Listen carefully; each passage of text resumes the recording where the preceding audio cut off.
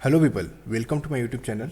In the last video we discussed how we can generate the waveform on Hyper Linux oscilloscopes, and we have discussed all the functionalities of oscilloscope that is provided by the Hyper Linux.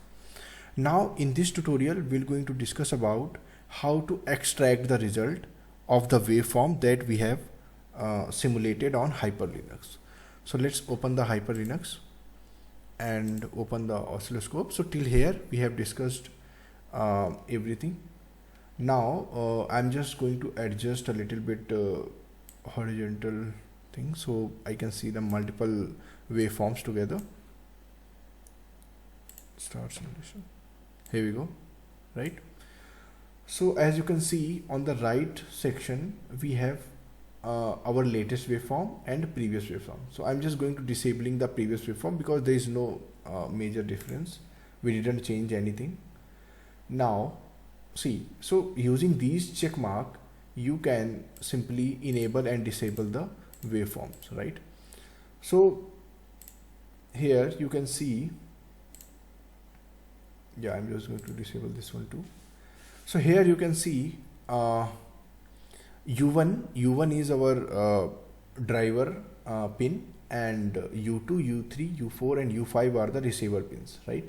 So we'll just going to compare the driver and receiver pins, and we'll observe the measurement, like the peak to peak value, the peak to peak voltage, what is the rise time, what is the fall time, what is the overshoot and undershoot for the waveform, and what is the flight time of the waveform. So we'll observe these parameter and later we will save our waveform. So just enable the U1 and U2. So U2 is receiver and U1 is driver, right? So we have enabled two waveform and we can see these two waveforms here also, right? So firstly we'll select the waveform for which we have to do the measurements. So let's select the receiver waveform, which is I guess blue or purple, right? Now we'll measure the peak to peak voltage. So just left click over this button and it will tell you its peak to peak voltage is 2.14 volt, and you can see that value here too, right? Now we'll see the next option, which is the overshoot, positive overshoot of the waveform. So we will left click here and it is saying it has 0.3 volt of overshoot. This is I guess huge. So later I will tell you how we can solve this problem. Another is we can see the negative overshoot, which is, you can also say, the undershoot, which is 0.3 volt. Now we're going to observe the fall time. So just left click here and it will tell you the average fall time is 418 picoseconds, right? And maximum is 418.6.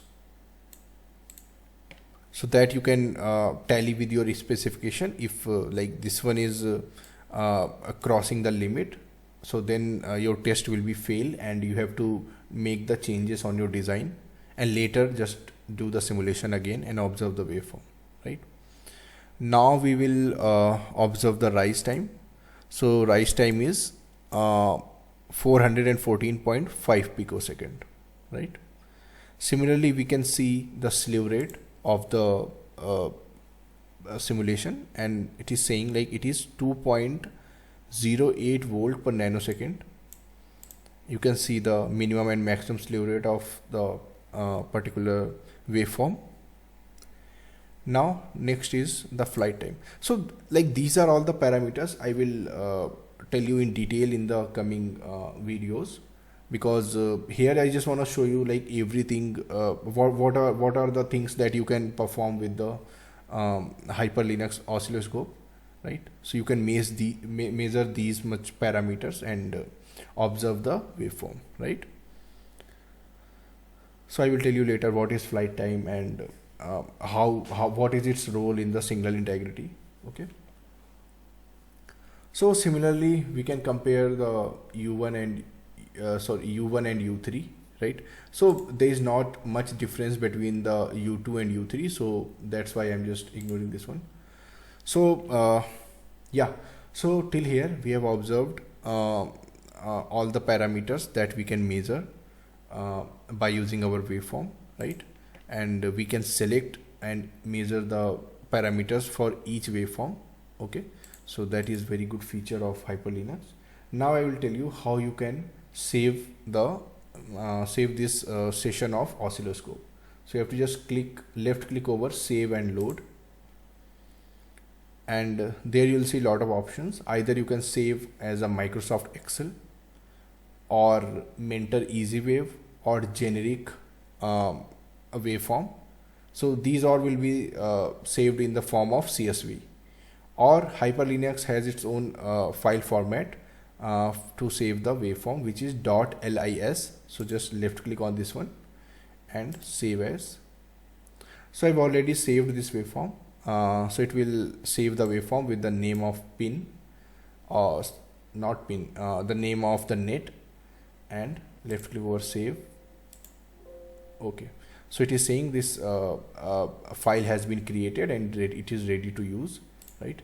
So like whenever you need it to observe the waveform, you have to just load the file, left click and open, and it will load that file and you can do the measurements and verify that, right? So till here we have covered almost everything related to oscilloscope. Now in the later section, I will tell you how we can use the serial termination of registers, and how HyperLinux help us to estimate the value of series termination. So yeah, thank you guys.